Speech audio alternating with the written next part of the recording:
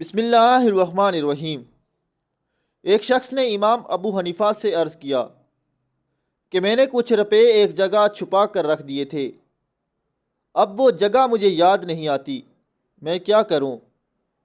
امام صاحب نے فرمایا کہ یہ کوئی فقہ کا مسئلہ تو ہے نہیں جو تم مجھ سے پوچھنے آئے ہو۔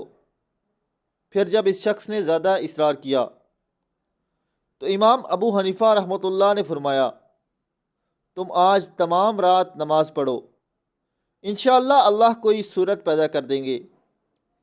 چنانچہ اس شخص نے رات کو نماز پڑھنا شروع ہی کیا تھا کہ اسے یاد آ گیا کہ اس نے روپے کہاں رکھے تھے، اور وہ نماز چھوڑ کر فوراً اپنا دفنانہ نکالنے بھاگ کھڑا ہوا۔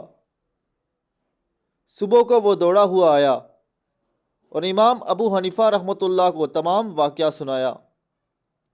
امام ابو حنیفہ رحمۃ اللہ نے فرمایا، ہاں، شیطان کیسے برداشت کرتا کہ تم ساری رات نماز پڑھتے رہو، پھر بھی تمہیں چاہیے تھا کہ ساری رات نماز پڑھتے رہتے۔